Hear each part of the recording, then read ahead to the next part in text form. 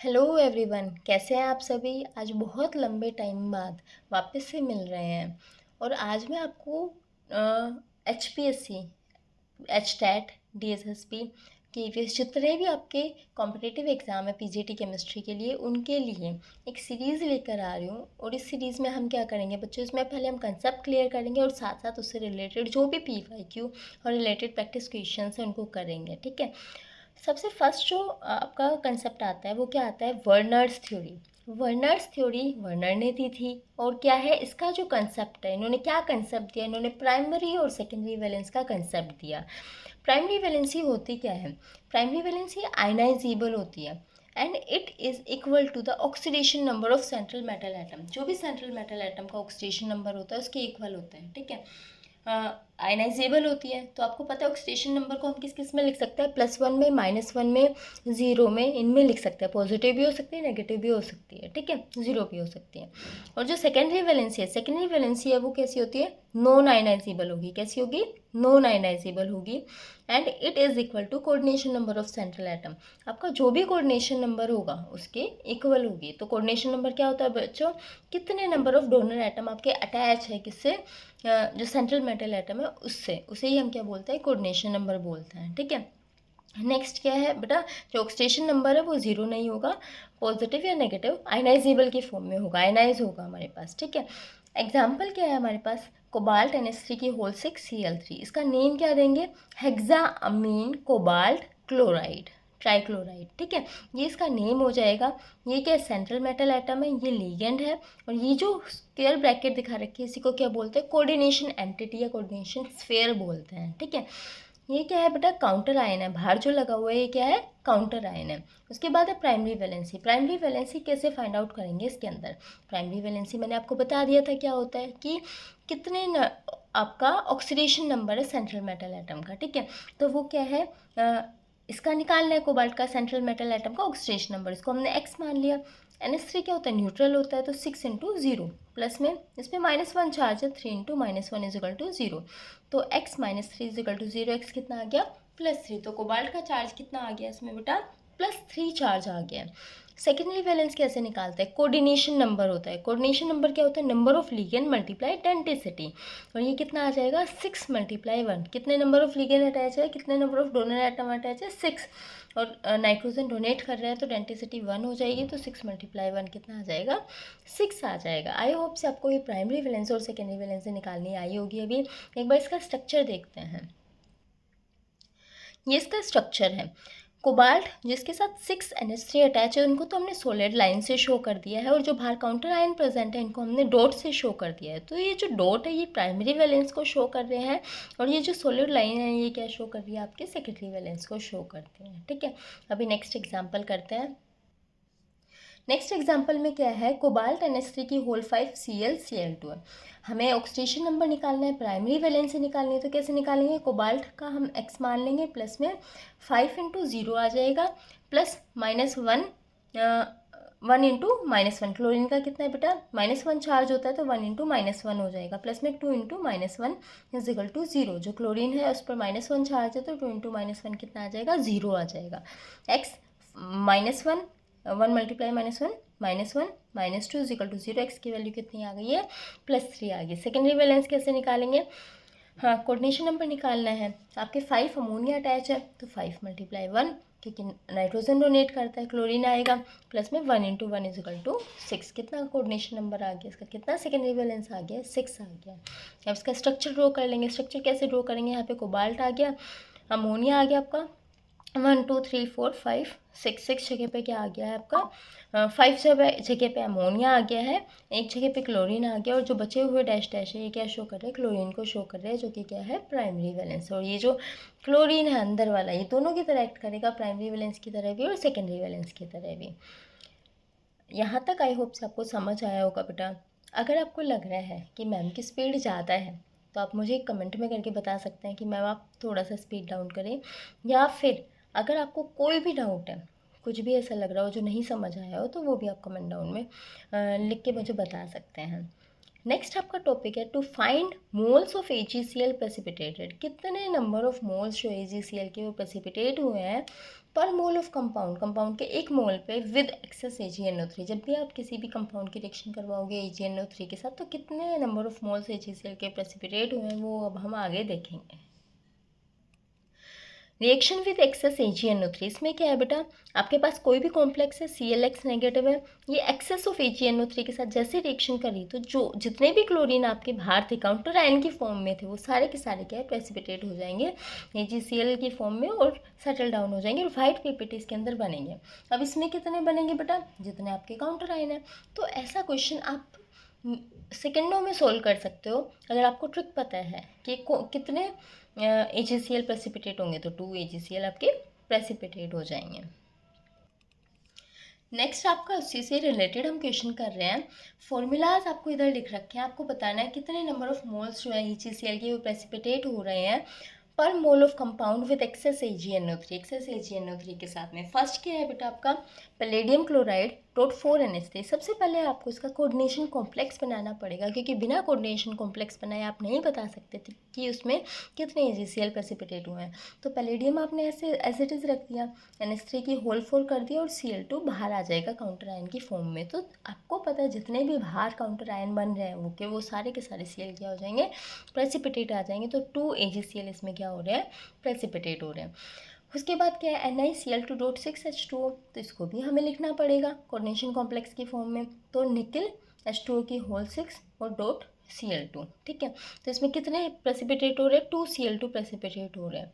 जितने बाहर है हमें वो लिख देना है। इसमें क्या है बेटा PtCl4.2HCl, ये हमारे पास, तो इसका भी कॉम्प्लेक्स बनाना पड़ेगा। तो ये H2 को हम बाहर लिख देंगे H2 और ये प्लेटिनम आ जाएगा यहाँ पे और Cl6, 4 Cl ये है और 2 Cl ये, टोटल कितना आ गया 6, क्योंकि इसके अंदर हमारे पास या तो 4 नंबर रहेगा या कितना रहेगा, कोऑर्डिनेशन नंबर 6 रहेगा। तो उसके अकॉर्डिंग हमें इनको अरेंज करना है।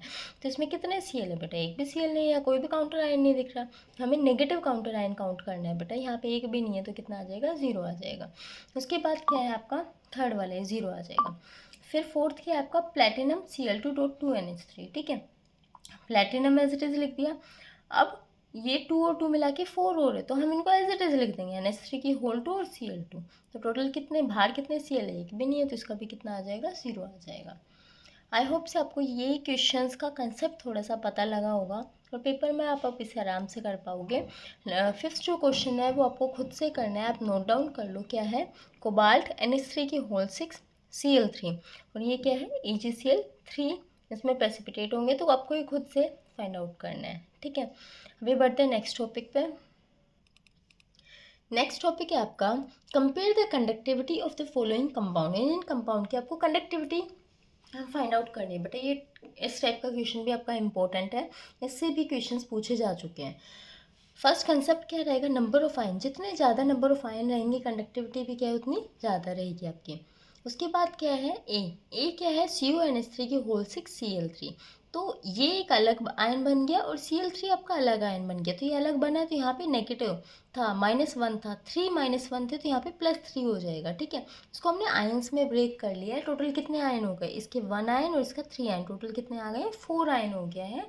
तो और ये 1:3 टाइप के इलेक्ट्रोलाइट में ब्रेक हो गया है।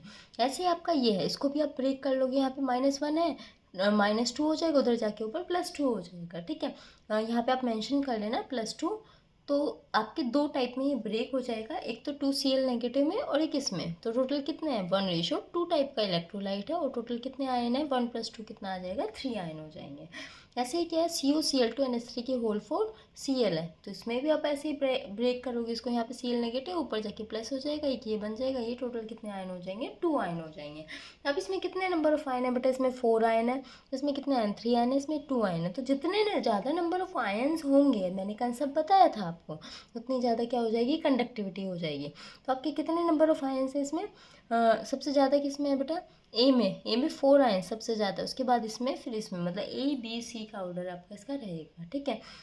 आई होप से आपको ये वाला कंसेप्ट भी समझ आ गया होगा, क्योंकि इससे रिलेटेड क्वेश्चंस पूछे जाते हैं, तो इसे थोड़ा सा और फोकस करके कर लेना, और इससे रिलेटेड क्वेश्चन मैं भी आपको आगे बताऊंगी, ठीक है।